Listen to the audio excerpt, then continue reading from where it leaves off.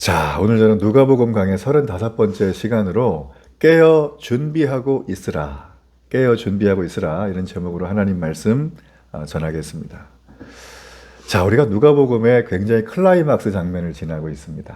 그럼 누가복음은 총 두 가지의 파트로 구분이 돼요. 하나는 예수님의 북쪽 사역, 고향 땅 갈릴리 그쪽이죠. 갈릴리, 우리 가버나움 이런 지역에서 우리가 쭉 살펴봤어요. 그리고 여러분 우리가 어느 순간 이제 예루살렘을 향하여 계속 오시면서 하셨던 예수님의 말씀. 그리고 예루살렘에서 곧 이제 우리 주님이 지셔야 될 주님의 사명을 이루기 전에 모습들이 기록이 되어지고 있어요. 여러분 그 모습들 속에서 주님은 한마디 하실 때, 왜 우리가 어떤 중요한 일을 앞두고 혹은 내 인생이 얼마 남지 않았을 때 누구를 만났는데 오랜만에 무슨 말을 건네고 권면을 할 때 빈말을 하지 않죠. 정말 심중에 있는 얘기. 평소 내가 50마디를 하는 사람이라면 딱 2마디로도 내 마음을 전할 얘기를 한다라는 것입니다.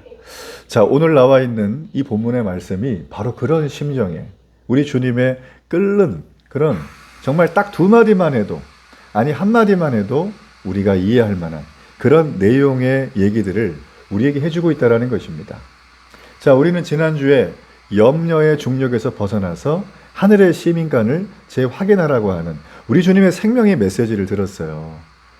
여러분 거기에서 우리가 땅의 배낭, 돈자루죠.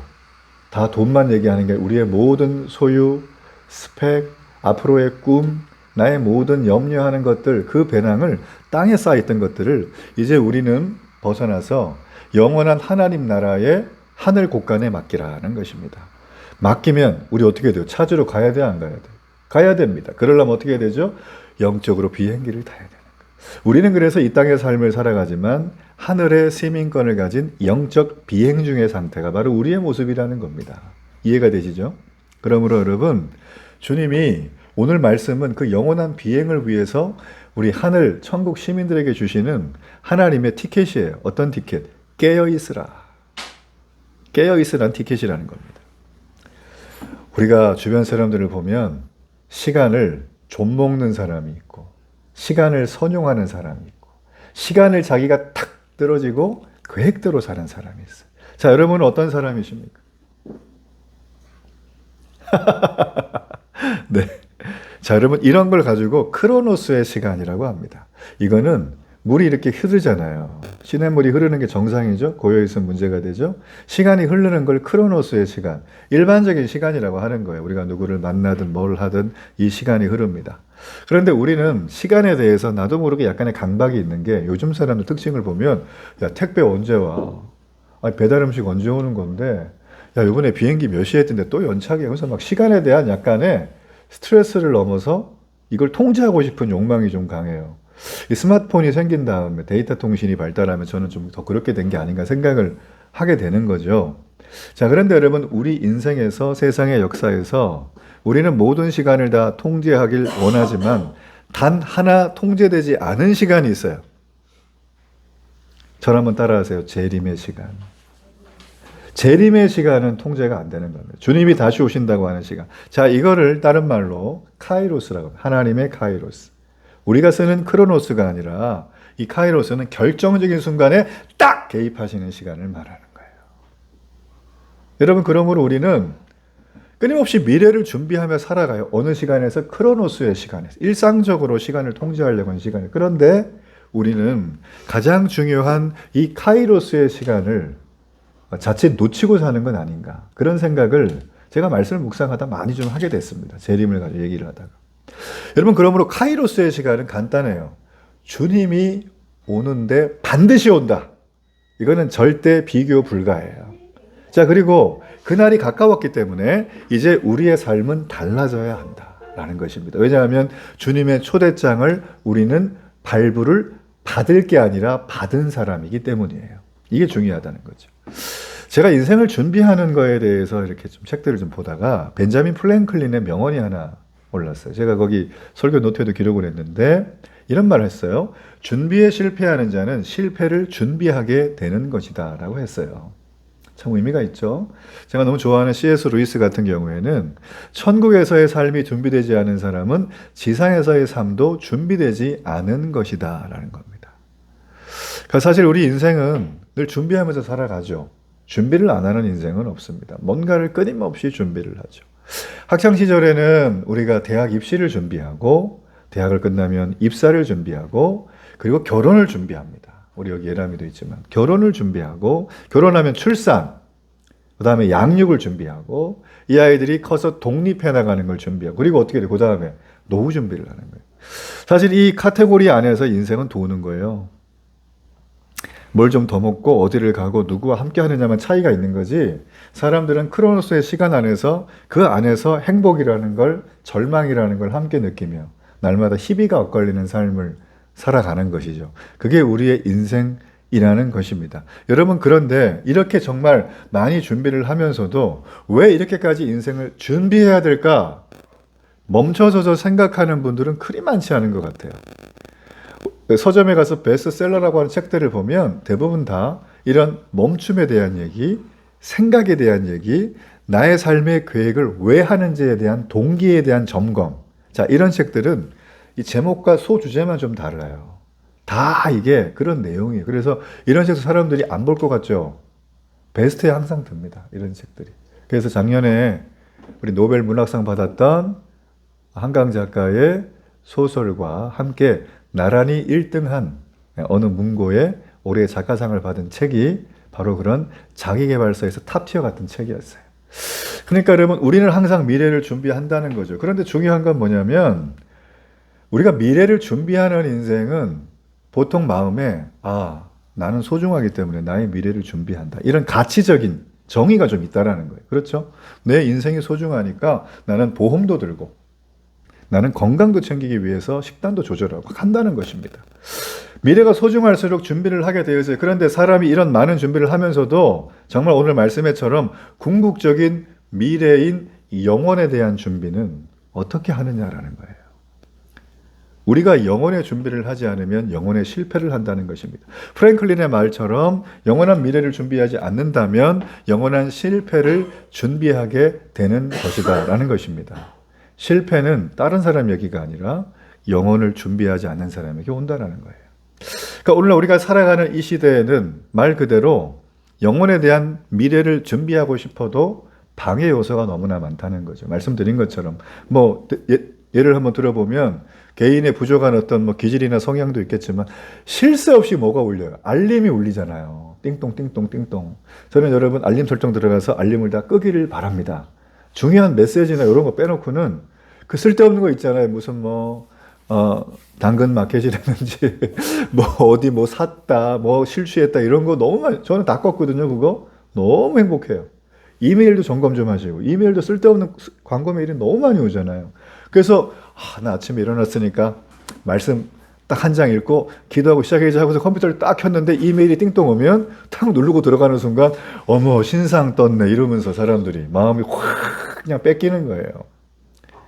자, 그뿐만이 아니라 우리는 쉴 새 없이 많이 정보의 파도들이 오니까 이 정보가 나를 행복하게 해야 되는데 내가 피곤해. 그래갖고 우리가 어떻게 되나요? 정말 주님의 음성을 내가 들어야 되는데 여기에 둔감할 수밖에 없는 게 우리의 모습이라는 것입니다. 여러분 그래서 이 소음 속에 마치 우리는 강력한 수면제를 처방받은 것처럼 깊은 잠에 빠져 있어요. 자, 이런 깊은 잠, 영적인 잠에 빠진 저와 여러분에게 오늘 주님은 이 땅에 오셨어요. 초림이죠? 그리고 또다시 오신다고 하셨어요. 재림입니다. 이거를 약속해 주셨어요. 더 성경의 버전으로 언약해 주셨어요. 절대 어기지 않는 거예요. 여러분 구약 성경에 보면 예수님의 초림에 대해서 예언한 게 456회 나와요. 4, 5, 6 외우기 쉽죠? 이렇게 많이 나옵니다. 근데 이 예언은 지금 다 이루어졌다 안 이루어졌다? 이루어졌다. 오셨으니까. 자, 그런데 재림에 대한 예언이 성경에서 신구약 성경을 보면 신구약 성경의 분량이 26%밖에 안 되는 게 신약 성경인데 이 신약 성경 안에만 1518번이 재림에 대해서 나온다는 겁니다. 자, 단순 비교했을 때 무려 구약보다 3배 분량이 많고 26%밖에 안 되는 신약 성경의 분량에 보면 압도적으로 많다고 봐야 되는 거예요. 그러니까 신약 성경은 열면 다 뭐가 있어요? 재림 얘기. 주님 다시 와. 주님 다시 오실 거야. 너네 그 얘기 정신 차려야 돼. 라는 거죠. 자, 여러분, 우리가 성경을 통해서 주님께서 반드시 다시 오신다라고 하는 성경의 반복된 메시지가 있다면 우리는 이것을 중요하게 여겨야 될 필요가 있어요. 늘 기억해야 될 필요가 있어요. 압도적으로 우리에게 오는 이 내용은 아, 그렇구나. 재림, 종말, 천국, 지옥 이거는 교리에 나와 있는 단어가 아니라 먼 내가 죽어서 가는 게 아니라 지금 내가 오늘을 살게 하는 신앙의 핵심이구나. 이걸 깨닫길 축복합니다. 재림이 바로 그런 거예요. 자, 그렇다면 오늘 재림에 대한 얘기인데, 그죠? 네, 재림에 대한 얘기인데 예수님의 재림을 기다리는 성도의 삶은 과연 어떻게 해야 되냐는 거죠. 오늘은 이 본문을 말씀해 보면 두 가지의 비유로 재림에 대해서 설명을 해주고 있어요. 제일 첫 번째는 재림을 준비하는 마음 자세예요. 이게 38절까지고요. 또 하나는 재림이 오기는 오는데 언제 온대요? 여러분 기억을 되살려서 재림이 언제 와요? 아, 내년 2월 8일 날 온다. 그때 와요? 아니에요. 오는 건 도둑처럼 와요. 아, 도둑이 예고하고 오나요? 그죠? 빈집 최고죠. 빈집 자고 있을 때 더 최고죠. 이거. 네. 그때 온다는 거 아무도 모르는 거예요. 그게 40절까지의 내용이에요. 자, 그러면 우리가 오늘 아주 심플한 이 두 가지의 예수님의 비유를 통해서 여기 보면 깨어 준비하고 있으라. 예수님의 이 비유를 통해서 우리에게 알려주는 메시지가 있습니다.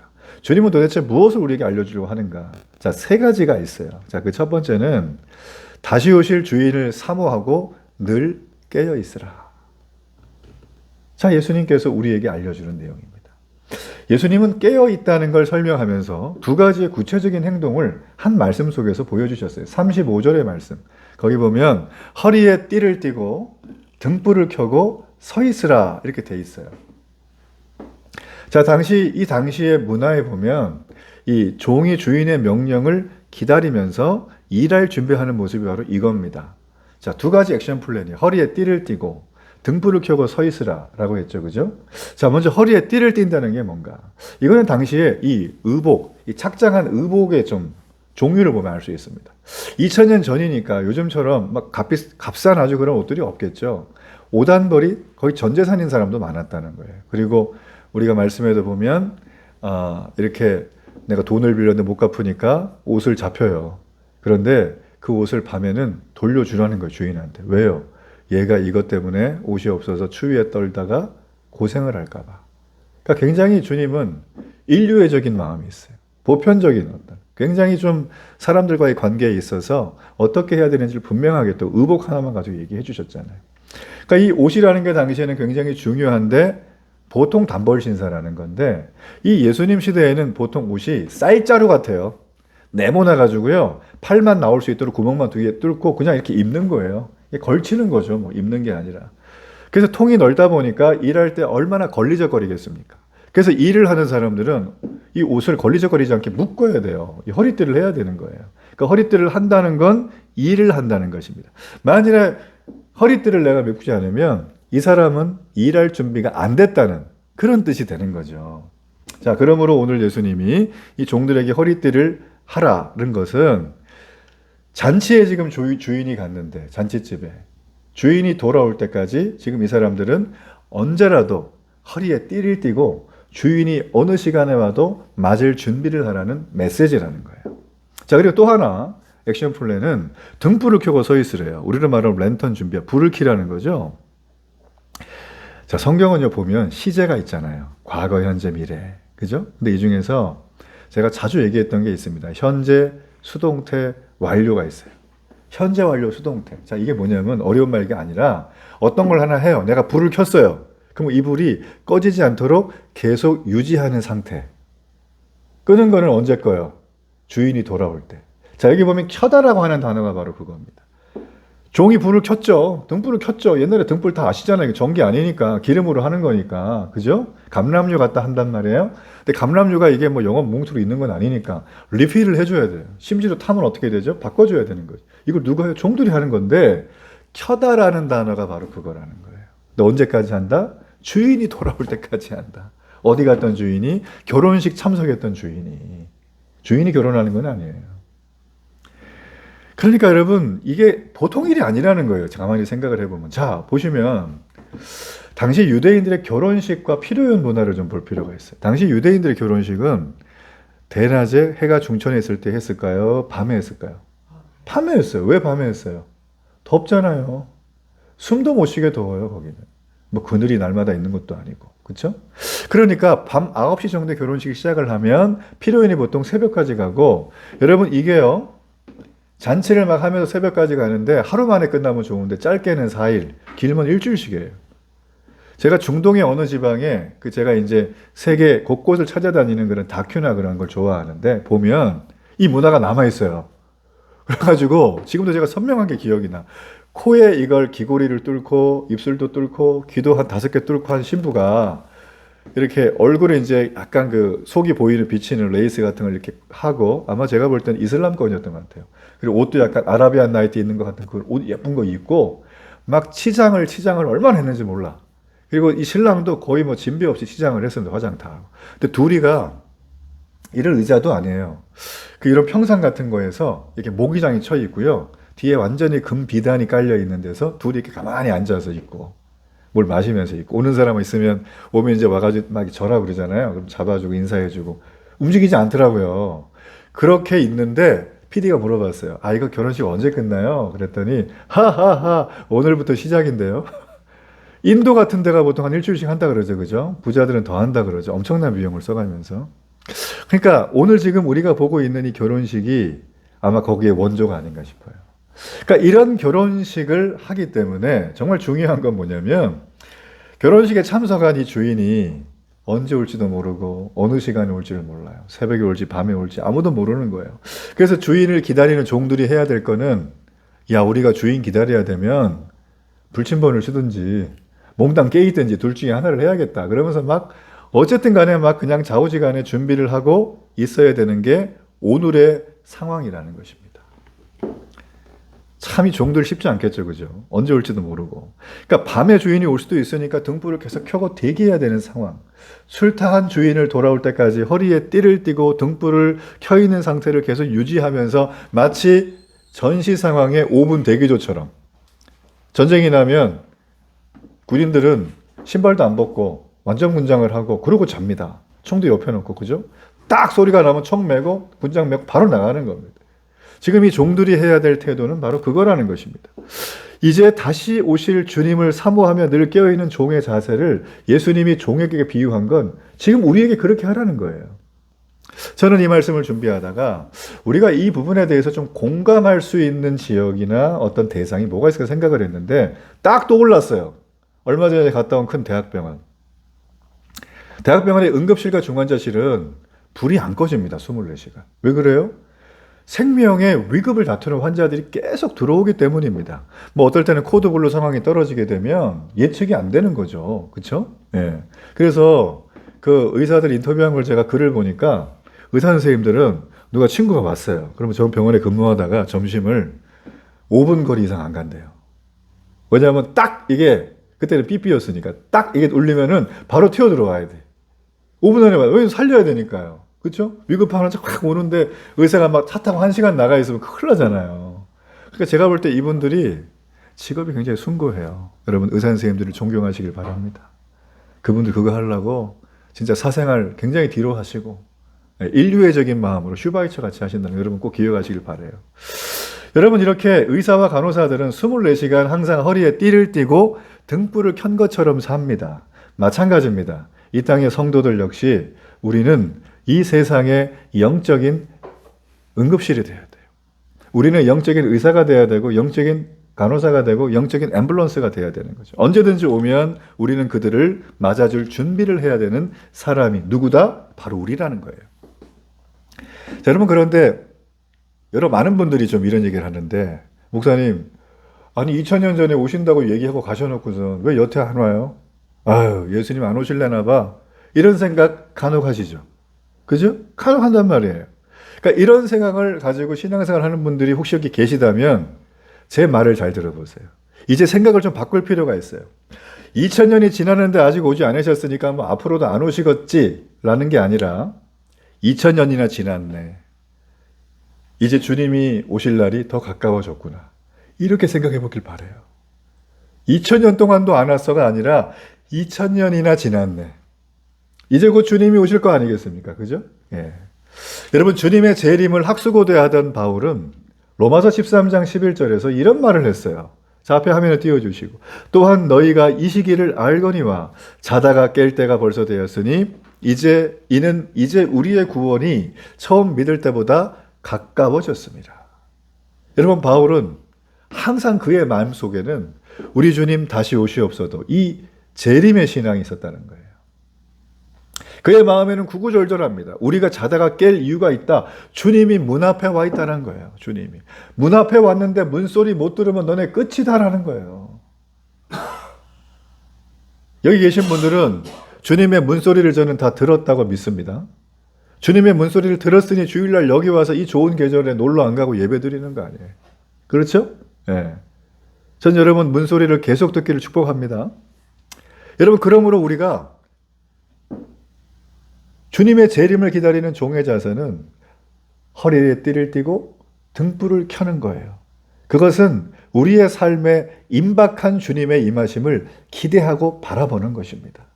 내가 삶이 바쁘잖아요. 여러분, 그렇지만 우리 주변에 내 인생도 그렇지만 코드블루에 빠져 있는 수많은 이웃들이 있어요.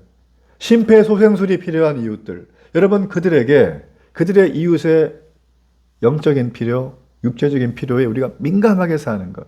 여러분, 그것이 바로 돌아올 주인을 깨어 기다리는 종의 자세인 줄로 믿습니다. 자, 주님은 깨어 준비하고 있으라는 이 비유를 통해서 주님이 알려주고 싶은 두 번째 메시지가 있어요. 자, 그것은 무엇이냐면 종을 향한 주인의 큰 사랑을 깨달으라는 것입니다. 주님은 우리에게 일만 시키지 않아요. 주인이 널 얼마나 사랑하는 줄 아니? 그 얘기를 해주시는 거예요. 자, 오늘 여기 38절에 보면 결혼식에 간 주인이 언제 올지 모르죠. 근데 말씀에 보면 시간이 나옵니다. 자, 성경 용어의 시간인데 이경. 자, 이경이 혹시 몇 시부터 몇 시까지인 줄 아세요? 삼경. 아십니까? 자, 이경은 언제부터냐면 밤 10시에서 새벽 2시까지 4시간. 그리고 삼경은 새벽 2시부터 새벽 6시까지입니다. 자, 밤 10시에서 새벽 6시면은 그때 깨어 있으라 그러면 잠을 자라는 소리예요, 말라는 소리예요?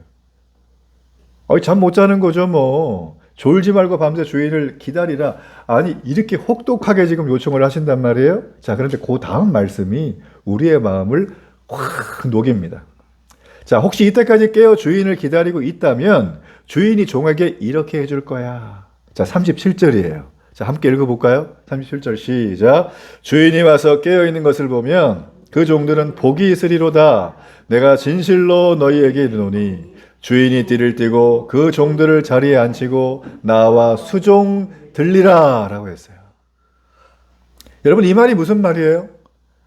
늦은 시간까지 잠도 안 자고 불침번을 쓰든 다 같이 깨어있든 하여튼 막 다리를 꼬집든 막 송곳으로 잘못 피나니까 송곳은 그지 말고 하여튼 뭘 하든 간에 막 기다려서 주인이 오는 걸 막 이렇게 껌껌하니까 불 켜놓고 기다리고 있는 종을 주인이 딱 보면 어떻게 한대요? 너네들은 복이 있다 일단. 근데 그 복이 뭔가? 그 복이 뭔가가 중요해요. 그 복이 뭐냐면 이 주인이 허리띠를 메고 종들처럼 그 종들을 자기가 먹는 식사 자리에 앉혀가지고 내가 서빙을 해주겠다는 거예요. 굉장히 중요하다는 얘기입니다. 주인이 그것을 보고 주인의 사랑을 받는 그 표현을 종들에게 식사를 준비해서 식사를 대접하는 그런 일을 하겠다는 것입니다. 여러분, 우리가요, 금방 제가 설명했지만 이게 그냥 평이해 보이잖아요. 있을 수 없는 일이에요. 말도 안 되는 겁니다. 자, 우리가 주님의 재림을 기다리는 성도로서 오늘 여기 말씀해 보면 종에게 뭐 하라라 보다. 우리 성도인 우리에게 뭘 이렇게 좀 주님이 요구하는 어떤 삶의 자세인가 보다. 이렇게 생각을 할 수 있지만 가만히 보면 주인이 예수님이잖아요. 영적으로. 그죠? 주인에게도 집중이 돼 있어요. 이 말씀이. 이게 새로운 어떤 좀 내용이에요. 주인에게 집중되어 있다는 거예요. 돌아올 주인이 종에게 어떻게 할 것이다. 여기에 대해서 지금 본문은 우리에게 굉장히 중요하게 보여주는 장면입니다. 주인이 돌아와서 자신의 종에게, 여기서 말하는 종은 슬레이브라고 하는 노예를 말하는 거예요. 노예는 사람 아니죠? 이 노예에게 수종을 든다 밥을 먹이면서 여러분, 이건 파격적인 거예요. 당시로선 파격이고 지금으로선 충격이라는 거죠. 도대체 이거는 지금 세상에서도 있을 수 없는 겁니다. 왜 그런가? 여러분, 당시에는 대놓고 계급 사회였어요.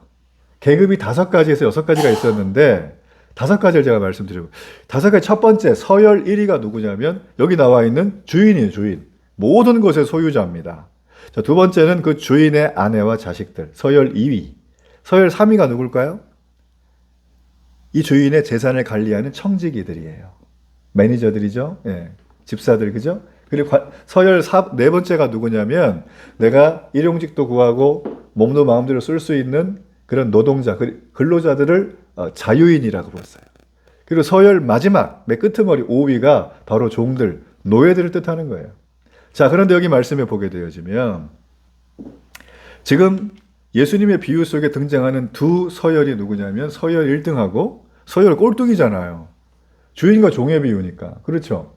이 서열 1등과 서열 꼴등이 있는데 서열 1등이 어느 날 갑자기 와가지고 우리가 아주 최고급 레스토랑에 가면 입는 그런 옷을 쫙 웨이터 같이 입고 여기다가 이렇게 이거 뭐죠? 이거 까먹었네. 냅킨이 아니고 뭐죠? 이렇게 딱 이거 하고 손에는 딱 준비를 해가지고 정중하게 모셔가지고 그 집에서도 가장 최고급의 VIP 좌석에 딱 눈 뜨면 한강뷰 보이는 그런 곳에 딱 앉혀놓은 다음에 최고의 의전과 최고의 음식으로 대접을 해준다는 거예요. 하는 입장이야 뭐 그렇다 쳐도 받는 입장은 얼마나 당황스럽겠어요. 이게 뭐지 이게 지금? 주인이 정신병 걸렸나? 이상하네 이거. 그러면서 막 제 생각에는 이 종의 어떤 그 반응이 안 나오니까 성경은 침묵하지만 제 생각엔 제가 추측을 해보자면 저는 성경을 좀 상상 가지고 좀 읽는 편인데 종이 아마 졸도하지 않았을까 제 생각에. 너무 좋아가지고 기가 막히고 어이가 없고 어처구니가 없고. 여러분, 사람이 억울한 일 당해도 마음이 황망하고 어처구니가 없지만 그죠? 너무 감격스러운 걸 당해도 사람 졸도를 합니다. 평생 80평생 로또를 산 적이 없는데 며느리가 줬어 로또. 근데 그게 1등이 됐네. 이 할아버지 졸도하는 거예요. 안 그렇습니까? 지금 이 종이 요런 상태에 빠져 있을 거라는 거예요. 전 이걸 보면서 말도 안 되는 장면인데 오늘 장면이 바로 그 말도 안 되는 장면이다라는 거예요. 자, 그렇다면 주인이신 우리 주님이 왜 이런 말도 안 되는 장면을 연출해 주시는가? 의도가 뭘까라는 거죠. 자, 오늘 여기 말씀해 보면 아주 중요한 게 있는데 종들을 자리에 앉히고라는 얘기예요. 자, 이 얘기는 주인이 종들을 식탁에 그냥 앉힌 게 아니라 이게 당시 문화로 보면 식탁이 낮아요. 우리처럼 이렇게 좌식 테이블이 아니라 낮아요. 그러니까 밥을 먹으려면 당연히 이렇게 앉아야 되겠죠? 완전히. 그러면 불편하죠, 허리가. 그래서 거기에는 쿠션이 많아요. 이렇게 쭉 누워요, 45도로. 자, 이 상태를 만들어준다는 게 바로 종들을 자리에 앉히고 옵니다. 그래서 당시의 유대 지역에는 주인이나 손님이 식탁에 앉으면 귀한 사람들이니까 옆으로 비스듬하게 이렇게 해요. 그러면 종들이 가가지고 음식을 그릇에 담아다가 입에 떠넣어줘요. 그럼 받아먹는 거예요, 구조가. 보신 적 있습니까? 로마 시대라든지 이런 시대가 보통 이랬습니다. 아주 정말 잘 사는 집 말하는 거예요. 그게 식사하는 자세입니다. 그래서 식사 시간에도 서열이 존재한다는 걸 보여주는 표시 아니겠습니까? 너는 종이고 나는 뭐예요? 주인이다라는 거예요. 자, 그런데 주인이 종들을 식탁에 비스듬하게 눕게 하고 식사를 수종을 들었다, 서빙을 했다. 지금도 말도 안 되는 거지만 당시로서는 도저히 있어서는 안 되는 장면이라는 것입니다. 자, 왜 그렇게 했는가에 대해서는 제가 조금 이따 함께 살펴볼 거예요. 자, 그러면 저는 또 생각을 하기를, 아니 지금 이렇게 종한테 음식을, 식사를 지금 준비해가지고 주는 건데, 그럼 이 주인이 음식이 어디서 났을까요? 이 사람이 와가지고 그 시간에 요리를 직접 했을까요, 주인이? 성경은 말 안 해요. 요리하기에는 좀 어렵겠죠? 주인이 요리하지는 않을 것 같아요, 제가 볼 땐. 그리고 요리하기 힘든 시간에 또 오지 않았을까 싶기도 하고, 아니면 종들이 미리 요리해놓은 음식을 가져다가 주는 것인가? 성경을 보면 2경, 3경 이런 시간에 대한 내용이 나오는 걸 보면 음식을 미리 하지 않아요. 이때는 보관하는 방법이 그렇게 좋지 않기 때문에, 상하기 때문에 안 합니다, 이거를. 자, 그렇다면 주인이 종들에게 대접할 수 있는 음식은 어디서 난 것인가라는 거예요. 자, 우리가 이 본문의 흐름을 보면 가장 유추할 수 있는 우리의 잠정적인 결론은 결혼식집, 혼인잔치집에서 가져온 음식을 싸와서 포장해가지고 배달을 해준 거예요. 이 주인이. 그렇죠, 그죠? 여러분, 혼인잔치에 갔던 사람이, 이 주인이 자신의 종들을 먹이기 위해서 음식을 싸가지고 와가지고 자신을 늦게까지 기다리고 있는 종들을 보자마자 식사하는 자세로 다 이렇게 모신 다음에 식사를 서빙하는 장면이 오늘의 장면이라는 거죠. 자, 이를 짐작하게 할 수 있는 중요한 단어가 하나 있습니다. 이게 바로 36절에 보면 돌아와라는 단어예요. 돌아와. 주인이 돌아왔다는 뜻이거든요. 제가 이 단어를 보다가 좀 어떤 내용들이 있나 좀 여러 가지 찾아보다가 우연히 본 책이 뭐냐면 중동의 눈으로 본 예수라는 책이에요. 이 케네스 베일리 선교사님이 쓰신 책인데 신약 학자이신데 이분은 이스라엘, 중동, 아랍 이런 데서 40년 넘게 살면서 실제로 많은 책과 논문을 쓰신 아주 학자입니다. 근데 이분이 이걸 어떻게 번역을 했냐면 두 가지로 번역을 했어요. 하나가 뭐냐면 주인이 혼인잔치집에서 집으로 돌아왔다. 이렇게 그냥 아주 평이하게 번역을 하나 했고 또 하나가 뭐냐면 주인이 결혼식장에서 일부러 나와서 집에 왔다. 여러분 어느 쪽이 맞으신 것 같아요? 그냥 돌아왔어요? 일부러 나왔어요? 여러분 심정은 어느 쪽이십니까? 둘 다 좋은 해석이에요. 둘 다 맞는 해석이에요. 그런데 이 케네스 베일리 선교사님은 이렇게 번역을 했어요. 주인이 잔치가 아직 끝나지 않았는데 그 자리를 빠져나와 종들에게 돌아왔다. 어떤 목적이 있다라는 거예요. 저도 여기에 동의를 합니다. 자, 그렇다면 좋아요. 왜 주인이 아직 잔치가 안 끝났는데 일부러 나와서 집에 왔는가라는 거예요. 굳이 그럴 이유가 없잖아요. 그죠? 잔치를 계속 참여할 수 있는데. 이 케네스 베일리 이 선교사님은 이렇게 얘기를 해요. 그 이유는 하나다. 종들이 잔치 음식을 먹을 수 있게 하기 위해서다.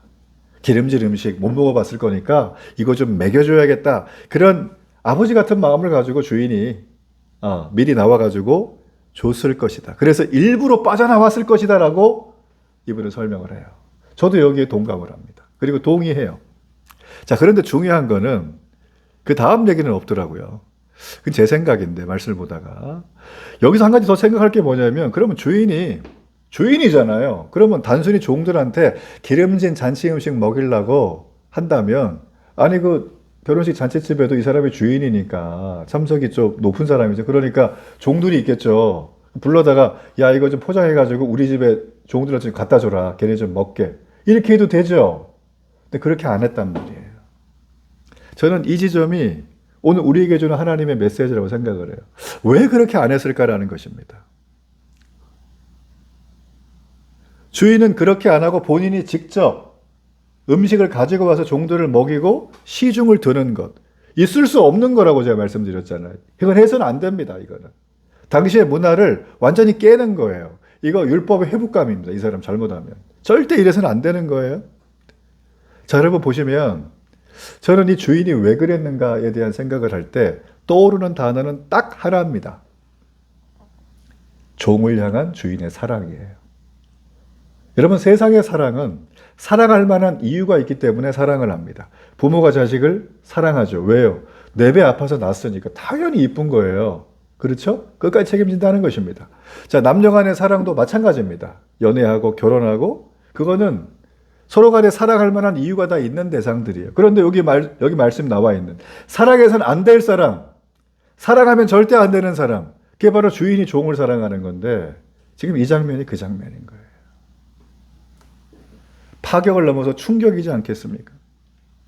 여러분 그래서 주님이 이 비유의 결론을 38절에 이렇게 얘기를 합니다. 종들에게 이렇게 말해요. 주님이 너희들은 복이 있다. 복 주세요 주님. 뭉텅거리는 복이 아니라 너희들은 주인의 큰 사랑을 받았으니 복이 있다라는 거예요. 이 주인이 예수님이라면 이 종이 우리라면 우리는 주님의 큰 사랑을 받았으니 어떤 사람? 복을 달라는 사람이 아니라 복을 받은 사람이라는 거예요. 이 입장 정리가 너무나 중요합니다. 우리는 복을 받았기 때문에 복을 구걸할 필요가 없어요. 하늘의 복, 땅의 복 이미 다 받았습니다. 그러니 우리는 이 복을 가지고 우리 주인이 원하시는 대로 어감이 좀 그런 거예요. 주님이 원하시는 대로 살아가는 거예요. 그렇게 살기를 축복합니다. 여러분 그래요. 그래서 이 파격을 넘어선 충격적인 주인의 사랑을 받았기 때문에 여러분 신앙의 본질은 딱 하나입니다. 주님, 저 내년에 어떻게 될까요? 10년에 어떻게 돼요? 미래를 궁금해하는 것이 아니라 신학의 본질은 종을 향한 주님의 큰 사랑을 깨닫는 것입니다. 어느 저명한 소아과 전문의가요, 태어날 때부터 체중 미달로 연약한 아기들을 살리는 핵심 비책이 있다고 얘기를 합니다. 이분이 왕진을 돌 때 아기를 딱 만나면 이 아이가 체중 미달로 죽을지도 모른다 그러면 처방전에다가 이렇게 쓴대요. 어떻게 쓰냐면 이 아기는 3시간마다 사랑을 받아야 함 라고 쓴대요. 그럼 이 아이들이 다 살아난다는 거예요. 마찬가지로 애정이 필요한 건 갓 태어난 체중 미달에 연약한 아기뿐만이 아닙니다. 이 땅에 있는 수많은 사람들, 겉은 멀쩡하잖아요. 잘 먹고 잘 입고 잘 노는 것 같고 그 사람 인생 뭘 팍팍 피는 것 같지만 그들은 영적으로 볼 때 어떻게 돼요? 영적으로 볼 때 고아예요. 아버지가 없단 말이에요. 우리 지난주 살폈잖아요. 아버지가 없는 사람입니다. 이런 주인이 없는 사람입니다. 그런 사람들이기 때문에 이 사람들은 자기도 모르게 세상의 노예로 끌려다니고 있어요. 자기는 몰라요. 내가 잘 살고 있다고 생각을 하기 때문에. 그러나 오늘 이 말씀의 입장으로 보면 그들은 결코 잘 사는 게 아닙니다. 그들은 세상의 노예에 불과하다는 거예요. 하나님의 사랑을 받아본 적이 없는 사람은 하나님을 알 수가 없습니다. 우리가 하나님을 안다는 건 하나님의 사랑을 받았다는 증거예요. 여러분, 그러므로 사랑을 구걸하지 말고 사랑을 더 필요하다 하지 말고 하나님 앞에 감사하시길 축복합니다. 여러분, 이 세상에서 사랑보다 더 좋은 약은 없어요. 그러므로 주님 말씀하셨잖아요. 주인의 큰 사랑을 깨달으라. 사랑하라. 무조건 사랑하라. 사랑할 수 없는 사람도 사랑하라. 여러분, 주님의 메시지를 받기를 축복합니다. 자, 마지막으로 우리가 깨어 준비하고 있으라 이 비유를 통해 주신 주님이 알려주고자 했던 세 번째 메시지는 섬김의 삶을 살며 주님의 재림을 준비하라는 것입니다. 자, 40절 말씀해 보면 재림의 때가 오는데 언제 온대요? 생각하지 않은 때. 마치 어떨 때? 도둑이 들어오는 것처럼. 도둑은 예고 안 합니다. 자, 왜 이런 얘기를 예수님 하실까요? 예, 이유는 간단합니다. 도둑이 침입해 들어오는 순간은 우리가 방심하는 순간, 잠들어 있는 순간입니다. 우리가 영적으로 잠들어 있으면 어떤 현상이 벌어지냐면 우리는 죄가 좋아요. 죄 짓는 게 아무렇지도 않아요. 내 마음대로 살아도 별 꺼리끼는 게 없어요. 그게 바로 내 마음에 영적으로 잠이 든 상태입니다. 당연히 하나님과 관계가 멀어지는 거죠. 자, 이를 잘 알고 계시는 예수님께서 십자가를 지시기 하루 전날 밤 마가의 다락방에서 제자들 다 불러 모읍니다. 그러고 나서 어떻게 하시냐면 최후의 만찬을 베푸세요. 이거 성찬입니다. 그리고 이 만찬을 함께 하면서 예수님이 있어질 일을 얘기하시고 그리고 나서 자기의 허리에다가 수건에 띠를 매시고 수건을 허리에 동이시고 직접 무릎을 꿇고 물을 떠다가 제자들의 그 더러운 발을 씻기기 시작을 하시는 거예요. 그때 제자들이 너무 황송하잖아요. 예수님 우리의 선생님인데 어떻게 내 발을 씻기세요? 제가 씻겨드릴까? 아니다. 내가 씻겨야지 너랑 나랑 상관 있는 거다. 그러면서 막 씻기니까 베드로가 그러죠. 주님, 저한테 이러시면 안 돼요. 저 알아서 할게요. 그랬더니 아니다, 내가 씻겨줄게. 그랬더니 베드로가 그러잖아요. 앞서가면서 제 발만 아니라 제 몸도 목욕시켜 주세요. 샤워해 주세요. 샤워 프리즈. 그랬다가 구박받았죠. 그죠? 지금 주님이 지금 여기에서 우리에게 이 장면을 보여주는 이 상황은 오늘 본문의 비유를 실천하시는 것입니다. 깨어 준비하고 있는 종들에게 너희가 복이다. 왜? 내가 너희를 섬겨줄 것이기 때문에. 여러분, 이 주님이 우리에게 실천을 해주셨어요. 왜 실천하셨을까? 여러분, 우리가 보고 느끼는 것처럼 이 세상이 점점 성경이 말하고 있는 것처럼 종말의 모습으로 치닫고 있는 것 같습니다. 요즘에 기후변화로 인해가지고 폭염, 폭설, 폭우가 너무나 많죠. 따뜻해야 되는 곳이 춥고 추운 곳이 따뜻하고, 자, 그로 인해가지고 태풍 같은 천재지변이 일상화가 되어져 있고 코로나 팬데믹 통해 가지고 우리가 전염병의 창궐을 경험을 이미 했습니다. 그렇죠? 누구도 막을 수가 없었잖아요, 사실은 그게. 여러분, 이 모든 것들은 종말을 향해 나가는 모습이라고 우리가 할 수가 있어요. 자, 이러한 때 우리는 그리스도인이라면 어떤 삶을 살아야 되느냐는 것입니다. 주님의 다시 오심을 지금 우리는 어떻게 준비를 하고 살아야 될 것이냐는 거예요. 우리가 어느 때 어떤 준비를 하고 있을 때 주님이 오시면 가장 좋을까? 여러분, 해답은 명확합니다. 허리에 띠를 띠고 등불을 켜고 언제 돌아올지 모르는 주인을 긴장감 넘치게 기쁨으로 설렘으로 기다리는 모습. 여러분, 그 모습을 주님은 우리에게 요구하시는 거예요. 어렵지 않죠? 주님은 우리에게 종처럼 자기가 허리에다가 그 최후의 만찬 시간에 세족식을 해주면서 이미 섬김의 본을 보여주셨어요. 섬기려면 낮아져야 한다는 것입니다. 낮아져서 그 영혼을 섬기라는 거죠. 우리 보고 그렇게 보여준 거예요. 그러면서 하시는 말씀은 너희도 그렇게 해. 간단해요. 겸손이라는 건 겸양을 떠는 게 아닙니다. 말로 겸양은 절대 쓸데가 없어요. 어떻게 해야 돼요? 허리에 띠를 띠고 등불을 켜고 수건을 허리에 동이고 그 냄새나는 발을 가져다가 남의 발을 씻겨주는 거예요. 실제로 한국교회 역사에 보면 초창기에 얼마나 많은 핏배가 있었는지 몰라요. 그럴 때 이렇게 섬겼던 교회들, 그 목사님들, 그 성도들은요, 하나같이 기라성 같은 부흥을 이뤄냈습니다. 여러분, 이것은 그때나 지금이나 동일한 원리입니다. 말씀의 결론이에요. 주님이 우리에게 말씀하십니다. 내가 이렇게 한 것은 너희들이 가지고 있는 내가 준 은사 있잖아, 내가 준 선물 있잖아, 이 모든 걸 가지고 사람들을 섬기고 나누라고 내가 준 거야. 이렇게 하는 종을 내가 볼 때, 내가 와서 잔치집에서 돌아올 때 내가 그 종에게 너 복 있구나. 내 자리에 앉아서 밥 먹어라. 그리고 내가 너한테 서빙해 줄게. 이렇게 외치신다는 거예요. 이해가 되십니까? 여러분, 이것이 바로 우리 주님이 종말을 대비해서 친히 우리에게 본을 보여주신 크리스찬의 삶이에요. 여러분, 제가 여러분에게 원하고 바라는 건 있어요. 저도 마찬가지예요. 그게 뭐냐면 우리 오늘 이 말씀 마지막에서 기억해야 될 사실. 우리 모두 주님께 큰 사랑을 받은 자구나. 우리는 복을 구걸할 필요 없어요. 받았어요. 그러면 우리는 다시 오실 주님을 깨어 기다리기만 하면 돼요. 주인이 오실 때 언제 올지 몰라요. 그러면서 어떻게 살아야 돼요? 기다리면서 세상을 향해 주님처럼 섬기면 되는 것입니다. 자, 이렇게 마지막을 잘 준비하는 인생. 그것이 주님이 우리에게 원하는 깨어 있어 준비하는 인생이 되는 것입니다. 자, 이런 인생을 살기를 주의 이름으로 축복합니다.